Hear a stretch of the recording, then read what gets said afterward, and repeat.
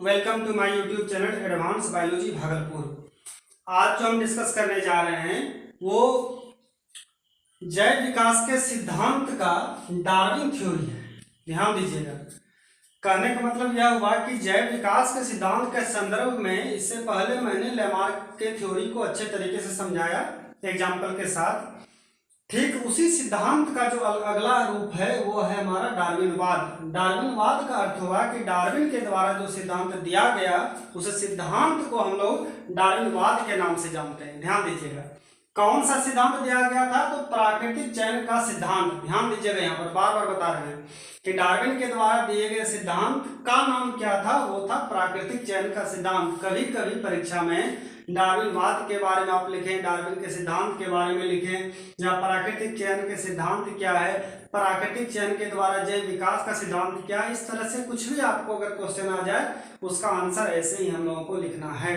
इस सिद्धांत की बातें तो हम करेंगे ही, लेकिन इससे पहले मैं आपको कुछ कहानी बताना चाहूंगा जिससे कि हम लोगों को यह समझ में आया कि डार्विन के द्वारा जो सिद्धांत दिया गया था उस सिद्धांत के प्रतिपादन में, सिद्धांत को प्रकाशित करने में क्या क्या कठिनाई डार्विन को हुआ था, उनका एक इंट्रोडक्शन पहले हम लोग समझेंगे। उसके बाद हम लोग इसके सिद्धांत की ओर बातें करेंगे। सबसे पहली बात कि परीक्षा के व्यू से जो क्वेश्चन आंसर आपको मिलेगा वो यहाँ के द्वारा जो हमारे इंस्टीट्यूट का नोट्स है उसमें आपको बताया जाएगा। लेकिन चूंकि हम क्या कर रहे हैं, आप लोग डार्विन का थ्योरी पढ़ाने जा रहे हैं, तो हम लोगों को अभी परीक्षा के व्यू से अभी फोकस नहीं कर रहे हैं, हम लोग डार्विन थ्योरी पढ़ने जा रहे हैं। क्या था वो थ्योरी? ध्यान दीजिए, सबसे पहले कुछ इंट्रोडक्शन को लेते हैं हम लोग। वातावरण के प्रभाव के कारण विभिन्न क्षेत्र में रहने वाले जीव अपने पूर्वजों से भिन्न हो जाता है और इन्हीं अनुकूलन से नई जाति का विकास होता है। इससे पहले भी आपको बताए थे कि किसी भी जीव जंतु का आज से करोड़ों वर्ष पूर्व जो था, प्रकृति में रहते रहते इस प्रकृति के अनुसार उसके शारीरिक संरचना, उनका रहने का ढंग में बदलाव आया है। यहाँ तक विभिन्नताएं आती है कि ऐसा लगता है कि हमारा पूर्वज था वो कोई और जाति का था और हम लोग जो आज है वो कोई और जाति के, इतना अंतर हो जाता है। ध्यान दीजिएगा, उदाहरण के रूप में हम लोग समझ सकते हैं कि आज हम लोग का आदि मानव का जो रहन सहन था, उसका जो शारीरिक संरचना था, उसके अनुसार हम लोग बिल्कुल बदल चुके हैं, इतना विकास हो चुका है, तो हम लोग नई जाति लगते हैं, ऐसा कहा जाता है। ठीक इसी के संदर्भ में डार्विन के द्वारा प्राकृतिक चयन का सिद्धांत दिया गया। ये मेन बातें हम लोग कर लिए कि प्राकृतिक चयन का सिद्धांत किस संदर्भ में था, तो जीवों के विकास के संदर्भ में था। इतना बात हम लोग जान गए। चार्ल्स डार्विन का जन्म सन 1809 ईस्वी में हुआ था। कब जन्म हुआ था? 1809 ईस्वी में। लेकिन वो अपने अध्ययन के लिए 1831 ईस्वी में ही चले गए, अर्थात कि डार्विन का उम्र लगभग 22 वर्ष का था। उसी समय से वो इंटरेस्टेड था कि जैव विकास के सिद्धांत के बारे में हम लोग कुछ जाने। तो क्या क्या ध्यान दीजिए कि 1831 ईस्वी में डार्विन एक जहाज का नाम जानिए, क्या नाम था? HMS beagle. HMS बीगल एक जहाज था जिस पर वो बैठकर प्रकृति के अध्ययन के लिए चला। यानी इसी जहाज पर बैठकर प्रकृति के अध्ययन के लिए यात्रा पर चले गए। कोई दिक्कत नहीं यहाँ तक। अब देखिए आगे कहाँ गए वो यात्रा करने। जो डार्विन गए तो कहाँ पर यात्रा करने गए? तो उसको ऐसा लगा कि कोई एक द्वीप हम लोग पहले सेलेक्ट करते हैं जिस द्वीप पे हमें ज़्यादा डाइवर्सिटी मिले। डाइवर्सिटी का मतलब होगा जैव विविधता मिले, वहाँ पर रहने वाले कुछ प्राणी, कुछ फॉसिल्स वगैरह का वहाँ उन्होंने अध्ययन करना चाहा। तो ये याद रखिएगा, ये क्वेश्चन ऑब्जेक्टिव में पूछा जाता है कि डार्विन किस द्वीप पर अपने अध्ययन के लिए पहली बार गया था। ये क्वेश्चन अगर पूछे तो ध्यान रखिएगा, वो द्वीप था हमारा गैलापैगो द्वीप, यानी गैलापैगो आइलैंड। ये द्वीप पर डार्विन गया। इसे लिख दिया यहाँ पर कि डार्विन का मुख्य उद्देश्य क्या था कि गैलापैगो द्वीप का सर्वेक्षण तथा वहाँ के वन्य प्राणी का अध्ययन करना था। अब आगे देखिए, उन्होंने जीव जंतु, चट्टान, जीवाश्म एकत्रित करके इन पर लेख प्रकाशित किया। यानी कि डार्विन जब अध्ययन करना प्रारंभ किया तो उसको उस आइलैंड पर जो भी जीव जंतु या जो भी चट्टान, पुराना कोई अवशेष उसको नजर आता था, उसके संदर्भ में वो एक लेख लिख के लोकल मैगजीन में या फिर इंटरनेशनल मैगजीन जो हो वो डालते रहता था, ताकि वो चर्चे में रहे कि डार्विन कुछ नया करना चाह रहा है। यहाँ तक क्लियर हो गया। लगभग 20 वर्ष, पेशेंस की तो हद देखिए, 20 वर्ष। यहाँ हम लोग 1-2 साल पढ़ते पढ़ते सोचते रहो कुछ नहीं होने वाला है, छोड़ दो, ये बेकार थ्योरी है, लेकिन इन्होंने 20 वर्ष तक लगातार प्रमाण को एकत्रित करते रहा और अपने विचार को लेखों में छापते रहा। 20 वर्ष तक लगातार संघर्ष किया था। आगे देखिए, सन 1838 में डार्विन को एक T.R. माल्थस नामक वैज्ञानिक का लेख पढ़ने को मिला। यानी ये कहता है कि जब कोई हम लोग कुछ काम करना जा रहे हैं, कोई आपको वाह वाह वाह वाह अच्छा काम है, कोई किस प्रेरणा मिल जाए, हम लोग उसी पर और एक्साइटेड हो गए क्या करते उस काम को करने लगते हैं। ऐसा ही कुछ घटना था। क्या घटना था कि जब मैगजीन को पढ़ रहा था, उसको एक यूं ही पढ़ते पढ़ते एक माल्थस नाम का जो वैज्ञानिक था, उनका एक लेख मिला। वो लेख क्या था, ध्यान दीजिएगा, on the principle of population, अर्थात उसको एक जनसंख्या के सिद्धांत के बारे में एक लेख पढ़ने के लिए मिला। वो क्या सिद्धांत था वो ध्यान दीजिएगा, बता रहे हैं। पढ़ने को मिला जिसमें यह बताया गया कि प्राणी की जो समष्टि, अर्थात ये क्या हो गया, पॉपुलेशन कहिए इसको, जनसंख्या, जिस दर से बढ़ रही है उसी प्रकार से जीव भोजन और आवास के लिए भी संघर्ष करता है। यही मेन पॉइंट था। यानी कि इसके द्वारा जो लेख लिखा गया था, उस लेख में बताया गया था कि कोई भी जीव जो है 2 चीजों के लिए संघर्ष करता है। क्या क्या चीजों के लिए संघर्ष करता है? भोजन और आवास के लिए संघर्ष करता है। तो इसी सिद्धांत से पर उन्होंने उसको एक प्रेरणा मिली और इससे डार्विन को प्रेरणा मिली। और प्रेरणा मिलने के बाद क्या किया, डार्विन ने सन 1859 ईस्वी में, कब 59 ईस्वी में डार्विन ने एक बहुत चर्चित पुस्तक जिसका नाम था प्राकृतिक वर्ण द्वारा जाति का विकास, origin of species by natural selection, जैव विकास के सिद्धांत के रूप में प्रकाशित कर दिया। तो ये हम लोग कुछ मुख्य बातों को हम लोग अच्छे तरीके से समझ गए। उसका जन्म कहाँ पर हुआ था, क्या सिद्धांत था, किस द्वीप पर गया था, किसका लेख पढ़ने से उसको प्रेरणा मिली थी और पुस्तक कौन से लिखी थी, ये बातें हम लोग कर लिए। अब आप लोग इसका स्क्रीनशॉट ले लें या फिर आप इसको उतार लें, जैसा आपको अच्छा लगे कीजिए। अब इसके अगले टॉपिक के साथ फिर अभी जस्ट अभी मिलते हैं।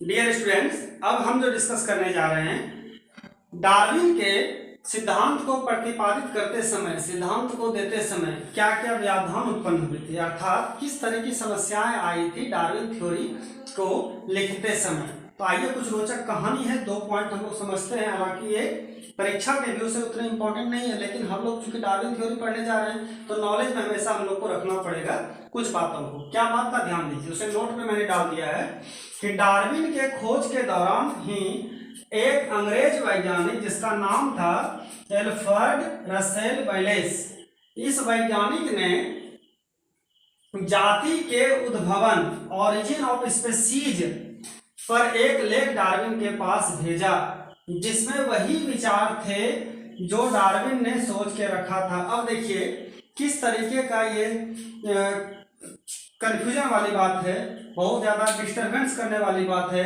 कि डार्विन ने जो बात सोच के रखा था अपने मन में, उसी विचार को एक वैज्ञानिक जिसको शॉर्ट में हम लोग क्या कहते हैं, वेलेस नाम का वैज्ञानिक ने एक किताब यानी मैगजीन के टाइप का छापा था जिसका नाम था जाति के उद्भवन, ऑरिजिन ऑफ स्पीशीज। उसमें जो सारे विचार थे डार्विन ने भी वही विचार को सोच के रखा था। सब कंफ्यूजन स्टार्ट हुआ। तो ऐसा होता है कि जब कभी भी 2 तरह का मत एक साथ आ जाता है तो दोनों वैज्ञानिक को अपने आप को प्रूफ करना पड़ता है कि कौन किसका विचार सबसे परफेक्ट है, उसी को उसके जनक के रूप में देखा जाता है। और साथ में जो उसी टाइप के जो वैज्ञानिक होते हैं उसको भी हम लोग पढ़ते हैं, लेकिन नॉर्मल तरीके से पढ़ते हैं ताकि कहानी की तरह हम लोग को समझ में आ जाए। आगे देखिए तब क्या किया गया। डार्विन बहुत संकोच में पड़ गया, वाजिब सी बात है, घबराने लगा अंदर से कि अब क्या करें, कहीं उनको खराब नहीं लग जाए, हम भी वही चीज़ को लेकर कौन मानेगा मेरी बातों को, कि पहले इस पर कौन डिस्कस कर रहे थे। तो इसके लिए क्या किया कि दोनों अपने निष्कर्ष का एक संयुक्त रूप से उसको एक मेन पॉइंट को नोट करके उसको सबमिट किया। कहाँ सबमिट किया, ध्यान दीजिएगा। आइए देखते हैं। डार्विन और वैलेस ने अपने शोध कार्य के संयुक्त रूप को, यहाँ देखिए, रॉयल लिनियर सोसाइटी की सभा में 1 जुलाई 1858 में पेश किया। ध्यान दीजिएगा, पेश किया, यानी ये जो सोसाइटी था, इस सोसाइटी के सभा में डार्विन और वैलेस दोनों ने अपने अपने मत का एक शॉर्ट फॉर्म तैयार करके सबमिट कर दिया। इसी बीच में क्या हुआ कि जो कि दोनों अपने अपने विचार को बराबर लिखते रहते थे मैगजीन में, तो दोनों वैज्ञानिक एक दूसरे का विचार पढ़ता होगा।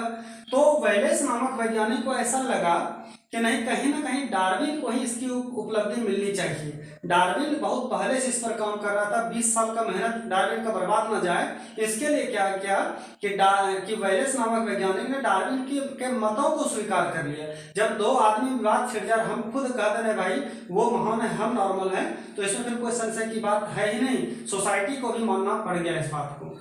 तो क्या बात था, ध्यान दीजिए। लेकिन अगले ही वर्ष वैलेस ने डार्विन की श्रेष्ठता स्वीकार की।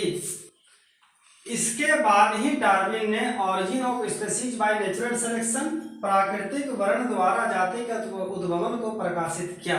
ये मुख्य बातें थी, तो हम लोग इस कहानी को अच्छे तरीके से समझ चुके हैं। आइए अब ध्यान दीजिए। इस सिद्धांत के अनुसार किन किन मुख्य बातों को ध्यान में रखना है वो देख लेते हैं।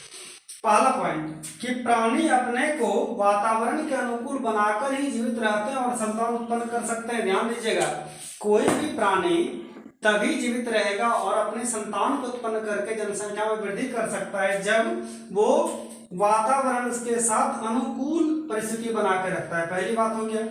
दूसरी क्या था कि जो जीव अपने को वातावरण के अनुकूल बनाने में असमर्थ होते हैं, कुछ समय पश्चात समाप्त हो जाते हैं। यानी जो वातावरण के साथ तालमेल नहीं बैठा सकते हैं, अपने आप को इम्प्रूव नहीं कर सकते हैं, अपने आप को उसके लायक नहीं जब वो करेगा, तो प्रकृति उसे खुद क्या करेगा, समाप्त कर देगा। नहीं, वो जिंदा रहने को उसे कोई हक नहीं है।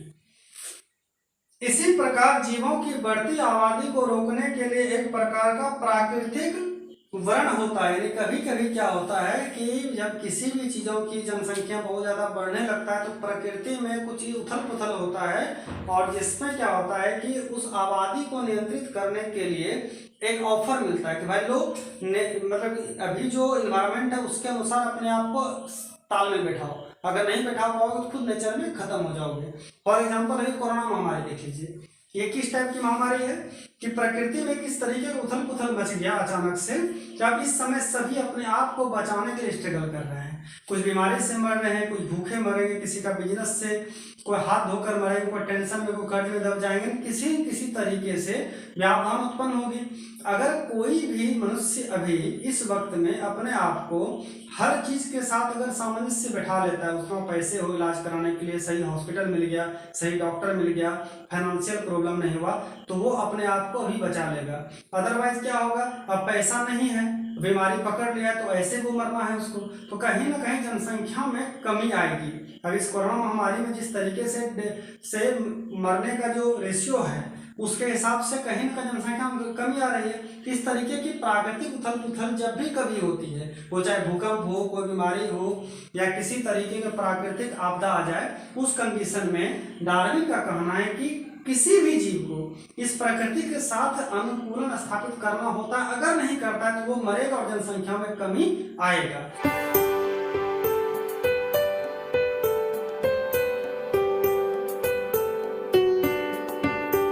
इसी के साथ आप लोग मेरे YouTube चैनल को फॉलो करके अपना स्टडी कर रहे हैं, इसके लिए आप लोगों को बहुत बहुत धन्यवाद। मेरे अगले वीडियो को देखने के लिए चैनल को सब्सक्राइब कर लें, वीडियो को लाइक करें और कंटिन्यू मेरे साथ बने रहें। आप लोगों को बहुत बहुत धन्यवाद। All the best.